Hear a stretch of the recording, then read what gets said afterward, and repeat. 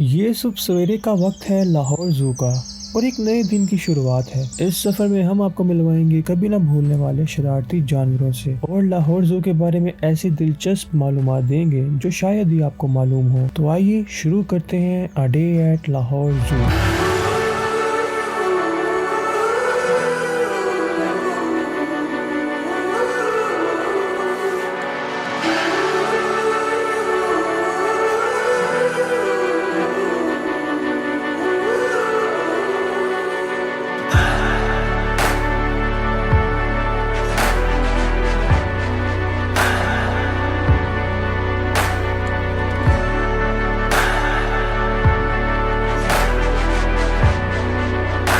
Lahore zoo एक कदीम तारीखी विरसा है पाकिस्तान का। 1872 में लाला मेलाराम ने इसको परिंद घर के नाम से मुतारिफ करवाया, जिसमें अब लातादाद नस्ल और किस्म के जानवर मौजूद हैं।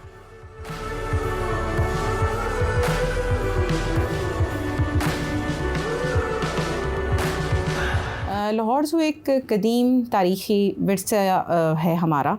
और कदीम और तारीख़ी इस वजह से है क्योंकि इसकी अगर हम हिस्ट्री देखें तो तकरीबन 1860 की दहाई में ये कहीं इस्टेब्लिश हो चुका था और उसके बाद इसको हवाले जब किया गया है 1872 में, तो उसका हमारे पास एक रिकॉर्ड मौजूद है कि जो लाला मेलाराम नामी शख्स है उसने इसको डेवलप किया था एज ए एवरी परिंद घर के तौर पे और इसको हैंड ओवर किया था municipal committee of that time. तो इसलिए 1872 में हैंड ओवर हो रहा है, लेकिन यकीनन ये 1860 की दहाई में जब ये बरे सग़ीर पाको हिंद में अलीपुर ज़ू वहाँ पर बन रहा है, उसी टाइम पर कहीं उसी अरसे में लाहौर ज़ू का क़याम भी आ रहा है। इसके साथ साथ फिर इसकी हिस्ट्री बहुत रिच किस्म की है। ये मुख्तलिफ़ इदारों के अंडर रहा। म्यूनसिपल कमेटी के बाद ये डिप्टी कमिश्नर के अंडर रहा है, उसके बाद लाइफ स्टॉक डिपार्टमेंट के, एग्रीकल्चर डिपार्टमेंट के। फिर इस अरसे में चूँकि ये मुख्तलिफ़ डिपार्टमेंट्स के अंडर इसलिए रहा क्योंकि हम इसको कह सकते हैं कि एक प्रॉपर वाइल्ड लाइफ डिपार्टमेंट मौजूद नहीं था। वो इस तरह क्योंकि 1935 में गेम डिपार्टमेंट के तौर पर एक डिपार्टमेंट ज़रूर मौजूद था जिसका काम शिकार के हवाले से इन मामलात को देखना था, लेकिन फिर इस डिपार्टमेंट को रिवाइव किया गया, गेम डिपार्टमेंट को 1980s में। इसको नाम दिया गया Punjab wild life and parks department, जिसका मकसद ये था कि खाली इस महकमे ने शिकार नहीं कराना बल्कि जो जंगली हयात है उनको उनके कुदरती मस्कन में और उसकी जो हम दूसरा बोलते हैं एक वर्ड एक्स सीटो कंजर्वेशन, कि उसकी कंजर्वेशन जो उसके मस्कन से हट के की जाती है ज़ूज़ में, पार्क्स में, ब्रीडिंग सेंटर्स में, इस सब को देखना है। जब पंजाब वाइल्ड लाइफ डिपार्टमेंट का रिवाइवल हुआ तो उसके बाद फिर लाहौर ज़ू को since 1980s Punjab wild life and parks department के अंडर प्लेस कर दिया गया। Since then we are working under Punjab wild life and parks department. और इस सारे अरसे में जो यहाँ की यूनिकनेस रही है वो ये है कि लाहौर ज़ू हमेशा से सेल्फ रिलायंट रहा है। बाय डैट मीन कि it does not get any funds from the government. यहाँ पर जितने भी हमारे जो ज़ू के मामलात हैं, एनिमल्स का आना जाना, एनिमल्स की खुराक, इनकी जो लुक आफ्टर कर रहे हैं, जो लोग लुक आफ्टर कर रहे हैं, उनकी सैलरीज़ और तमाम अखराजात ये ज़ू ख़ुद बियर करता है।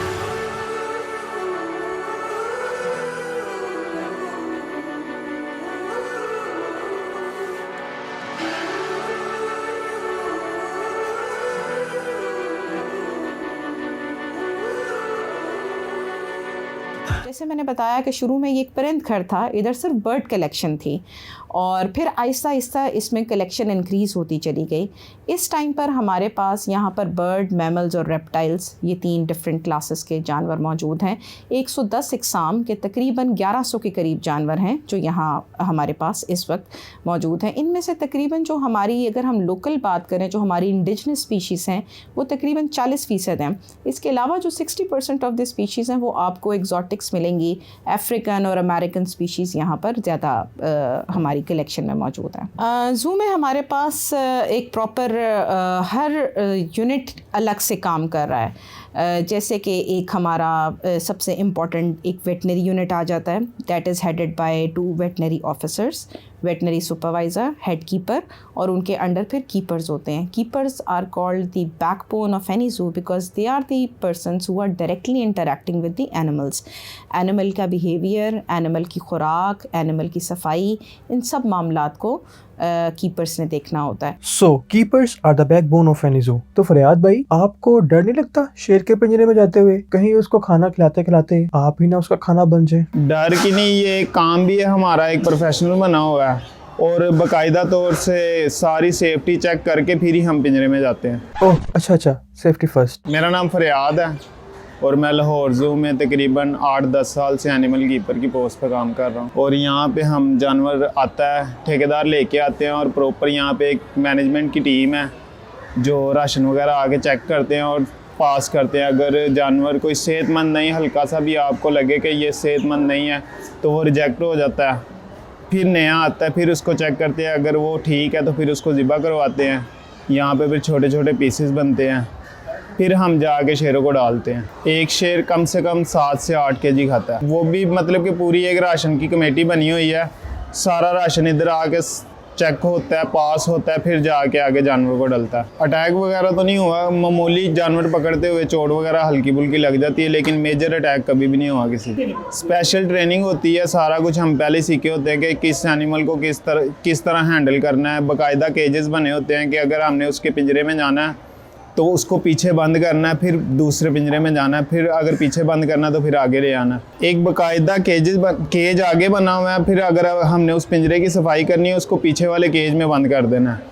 जब पीछे वाले केज में बंद करना है, आगे जैसे मर्जी आप सफाई कर सकते हैं। तो कीपर्स की सेफ्टी के साथ साथ जानवरों की भी सेफ्टी का खास ख्याल रखा जाता है। बदलता मौसम अपने साथ कई बीमारियां लाता है, इंसानों में भी और जानवरों में भी। मौसमी बीमारियों से बचने के लिए बहुत से इंतजाम किए जाते हैं, जिनमें से कुछ ये हैं। अब गर्मी से सर्दी की तरफ जा रहे हो और जब सर्दी से गर्मी की तरफ आ रहे हो तो ये बहुत क्रिटिकल टाइम होता है। ह्यूमन बींग्स में भी आप देखेंगे कि ये बड़ी इम्यूनिटी आपकी इस टाइम पर लो हुई होती है और आप मुख्तलिफ डिजीज़ का शिकार हो सकते हैं। अगर हम ह्यूमन बींग्स में देखें तो simple cough, flu, fever, it is very quite common. Same goes for the animal कि ये जब मौसम में शिफ्ट आता है तो ये वो टाइम होता है जिसमें आपकी डिज़ीज़ आउटब्रेक्स हो सकती हैं। सो उससे पहले ही इनको तैयार करना होता है एनिमल्स की, इनकी इम्यूनिटी स्ट्रॉन्ग करनी होती है। तो मुख्तलिफ इम्यूनिटी बूस्टर सप्लीमेंट्स जो हैं इनके डाइट का पार्ट बनाए जाते हैं। इसके साथ साथ फिर ये होता है कि कुछ समर और विंटर मेयर्स स्पेशल मेयर्स होते हैं। इसमें यूँ होता है कि जैसे अगर विंटर का अभी सीज़न है तो कोई भी चेंज यहाँ पर अब्रप्टली नहीं लाया जाता, एक बड़ा ग्रेजुअल होता है। जैसे हम समर से जब विंटर्स की तरफ आ रहे होते हैं तो हम आहिस्ता आहिस्ता अपने समर मेयर्स को कम करते जाते हैं। अराउंड हमने एक हिसाब अपना रखा हुआ है कि 15 अक्टूबर के पास से हम विंटर मेयर्स की तैयारी शुरू कर देते हैं। हालांकि winters are nowhere near November और दिसंबर, लेकिन हमारे कुछ ऐसे सेंसिटिव एनिमल्स होते हैं, उसमें हमारे कोई ओल्ड एज एनिमल्स भी शामिल होते हैं। जैसे घर के बुज़ुर्गों को ख़ास केयर की ज़रूरत होती है, उसी तरह इन एनिमल्स में भी होता है। जैसे पिछले सालों में अगर आपने सुना हो तो हमारा राइनो विंटर्स में लास्ट ईयर बीमार हुआ था। तो इस तरह के एनिमल्स हम लोग मौसम के शुरू होने से पहले ही उसको अंडर ऑब्जर्वेशन ले आते हैं। इसमें फिर जैसे जैसे सर्दी की तरफ हम जाते हैं तो बेडिंग चेंज करते हैं एनिमल की, जो फ्लोरिंग है उसको पराली की कर देते हैं ताकि ठंडक वहाँ से ना उसको पहुँचे। इसके साथ साथ हाउसिंग में चेंज लाते हैं, जैसे उनकी हाउस को प्लास्टिक शीट से इंडोर्स को कवर कर देते हैं ताकि हवा का गुजर ना हो। कुछ एनिमल्स में हमें ज़रूरत होती है हीटर्स की, वहाँ पर हीटर इंस्टॉल किए जाते हैं। इनके जो हाउसिंग जो इंडोर्स हैं उसको मैक्सिमाइज़ कर देते हैं ताकि अगर कुछ एनिमल्स विंटर्स में, समर्स में अंदर बाहर रहते हैं लेकिन विंटर्स में उन्होंने स्ट्रिक्टली इंडोर्स में ही रहना होता है। हम बहुत सारे अपने एनिमल्स को इंश्योर करते हैं कि हम उनको सर्दियों में अंदर उनके रूम्स में इंडोर्स में बंद करके जा रहे हों। इसके साथ साथ जो सबसे बेहतर चीज़ होती है वो होती है इनकी डाइटरी चेंजेस सबसे पहले हम लेके आना शुरू हो जाते हैं। वो इस तरीके से कि समर्स में आपका जो बॉडी मेटाबॉलिज्म है वो डिफरेंट होता है और विंटर्स में आपको बॉडी एनर्जी की ज़्यादा ज़रूरत होती है। तो बॉडी मेटाबॉलिज्म की नीड्स के मुताबिक राशन को विंटर्स में इंक्रीज़ कर दिया जाता है। मैं एक एग्जांपल आपको सिंपल टाइगर की दे देती हूँ कि हम उसको कहते हैं कि हमने 7 to 10 kg मीट डालना है। आपने कई जगह पर हमारे यहाँ बोर्ड पे भी शायद ये पढ़ा हो। 7 to 10 kg मीट का मतलब ये है कि हम समर्स में उसको अराउंड 7 के करीब रखते हैं, 7 kg टू ईच एनिमल, और विंटर्स में इसको हम ग्रेजुअली जाते जाते इंक्रीज़ करके 10 kg तक ले जाते होते हैं ताकि एनिमल को जो भी उसकी बॉडी रिक्वायरमेंट्स हैं, उसके लिए जो न्यूट्रिशन की ज़रूरत है वो उसको अपने राशन से मिल रही हो। इसके अलावा कुछ विंटर सप्लीमेंट्स होते हैं जिसमें गुड़ शामिल है। हमारे तमाम जो डियर स्पीशीज़ हैं उनको सेकंड टाइम चने डाले जाते हैं, उसमें गुड़ मिक्स करके दिया जाता है।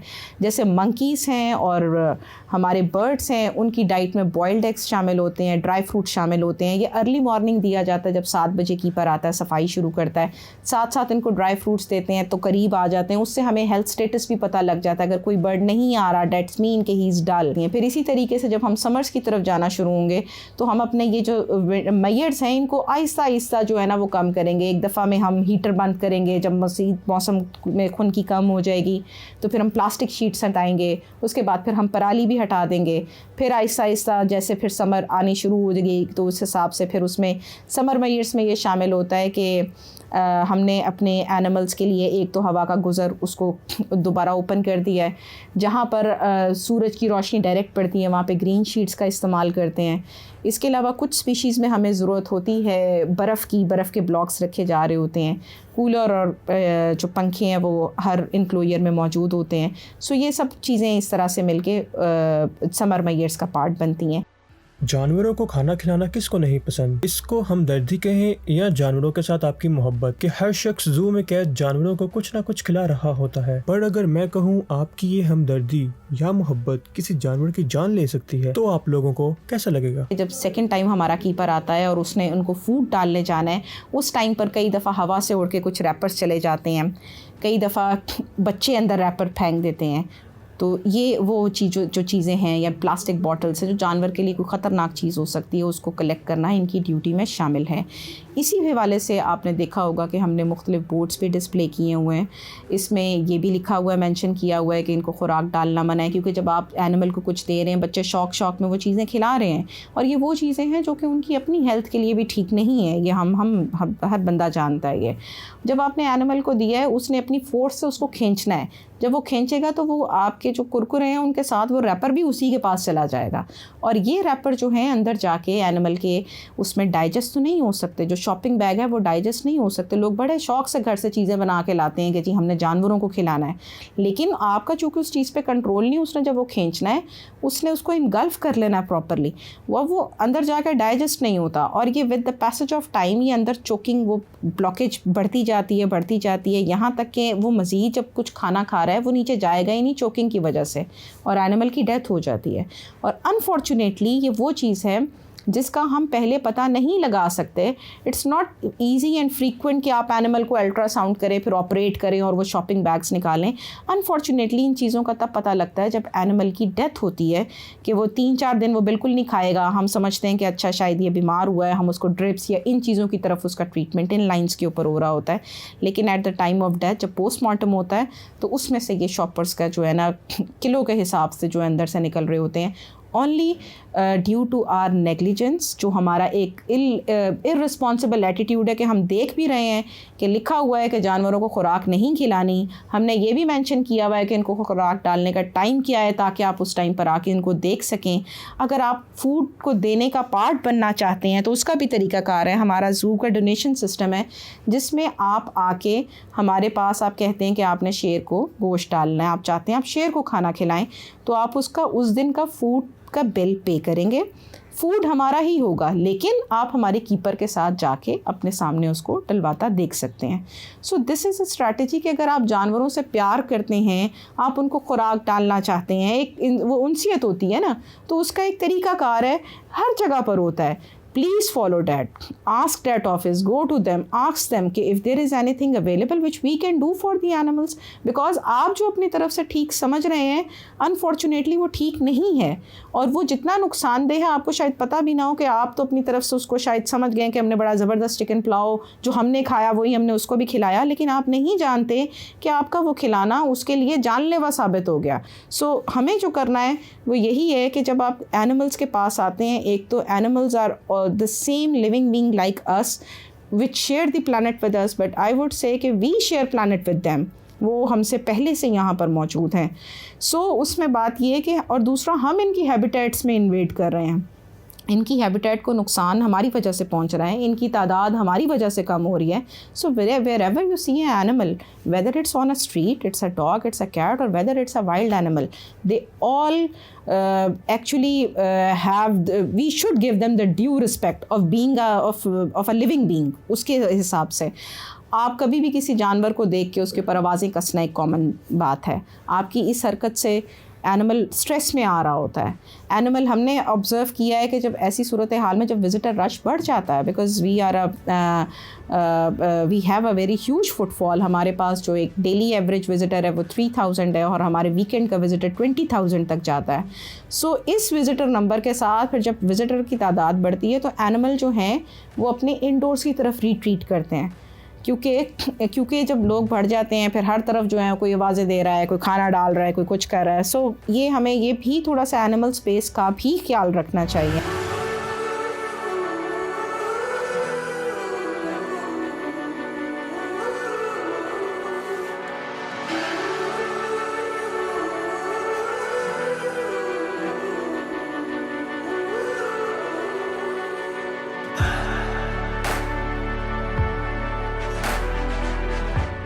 Human beings have the nature of intervening into every other thing they got chance to।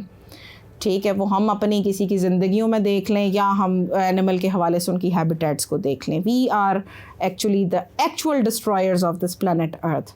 So yes, हमें किसी जगह पर लिखा होगा कि इसके आगे जाना मना है, हम स्पेशली उधर जाके तस्वीर खिंचवा के बताएंगे yes we have done this. आपने लिखा होगा कि जी ये जानवर ख़तरनाक है, तो आप ख़ास तौर पर उधर जो है ना हाथ नहीं मारेंगे तो बैग ज़रूर मारेंगे उसको।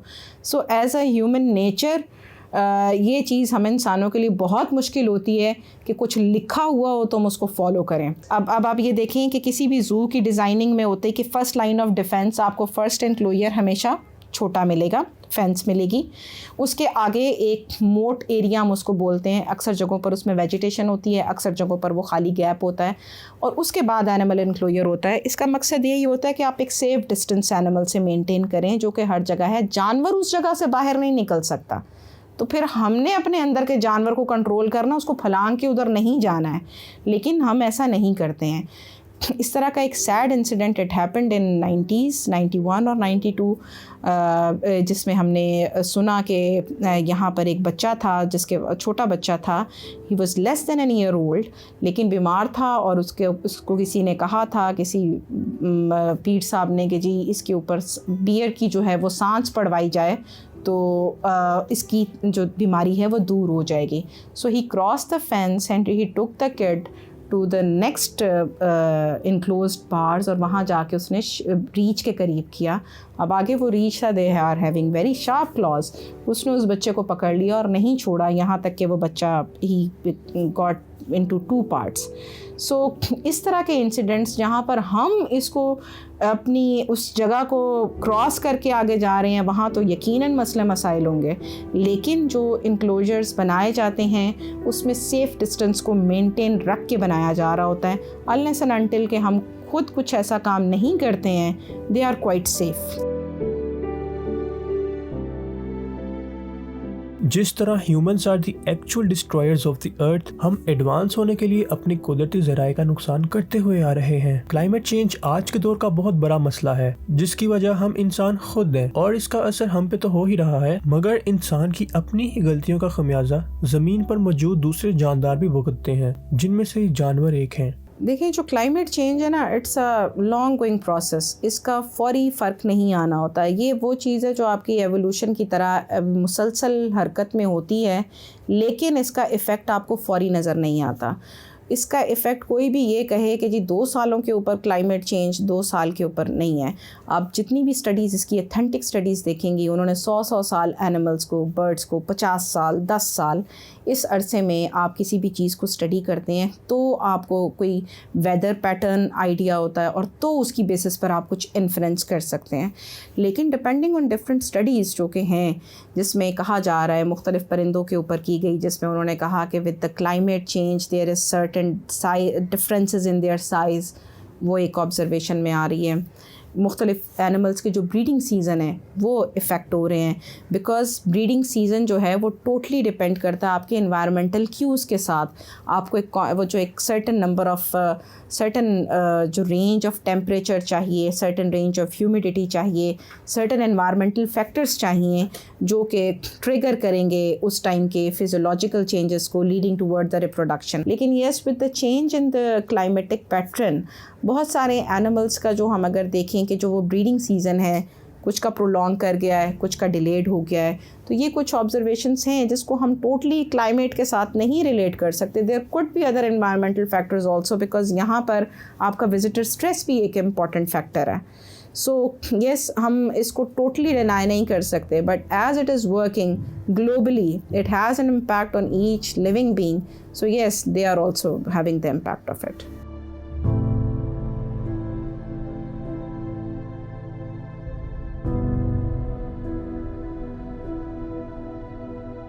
यूसीपी के स्टूडेंट्स ने ये जो एक इन्फॉर्मेटिव पैकेज बनाया है, इनकी वसातत से जो लोग भी हमें देख रहे हैं उनको हम यही कहना चाहेंगे कि आपके यहाँ जो भी इस तरह का तारीख़ी विरसा है, बीट सा कोई आपकी पुरानी इमारत हो या लाहौर जू जैसा इदारा हो जहाँ पर हमारे पास वाइल्ड एनिमल्स मौजूद हैं, इन जगहों को विज़िट करना आपको हिस्ट्री के साथ जोड़ता है। यहाँ पर ख़ास तौर पर हम तो कहते हैं कि आप ह्यूमन नेचर को अगर आप समझना चाहते हैं तो एनिमल नेचर बेइंतहा फ़ायदेमंद है, या एनिमल नेचर को आप समझना चाहते हैं तो उसके लिए ज़ूज़ या इस तरह की जो दूसरी फैसिलिटीज़ हैं उनसे ज़्यादा बेहतर कोई जगह नहीं है। Whenever you are visiting any kind of this place, comply by the basic ethical rules। इस चीज़ का ख्याल रखें कि आप वहाँ पर जब जा रहे हैं तो आपके जो आप वहाँ पर वही फुटप्रिंट्स छोड़ कर जा रहे हों जो कि अच्छे हों। आप वहाँ पर जब जा रहे हों तो as a human being, as a responsible citizen, जो हम कूड़ा करकट है उधर ना फैलाएं। ख़ास तौर पर हम अपनी अगर जगह की बात करें तो यहाँ पर तो डबल नुकसान हो रहा है। सफाई को नस्फ़ ईमान कहा गया है। हमारी कोशिश है कि हमारा जो स्टाफ है यहाँ पर वो सफाई को मैक्सिमम जो है उसके लेवल को अटेन करें, लेकिन इसके साथ साथ जो आपका ताउन है, आपका जो किरदार है वो बहुत अहम हो सकता है। Do visit these places, always have good time, be a responsible citizen while visiting any such place. Thank you.